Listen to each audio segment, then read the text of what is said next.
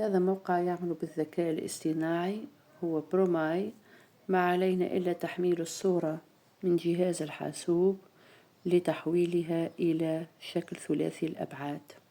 سأضع رابط الموقع في صندوق الوصف. بعد تحميل الصورة أنقر على زر توليد.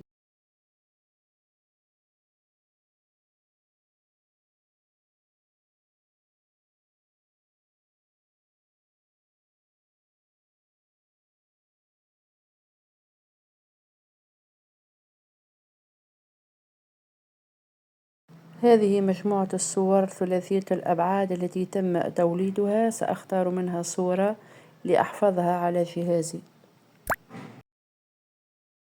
الآن نقرت على تحميل. كذلك يمكن أن نحذف هذه الصورة أو نولد مثلها. ما عليكم إلا زيارة هذا الموقع لاكتشاف المزيد من المزايا.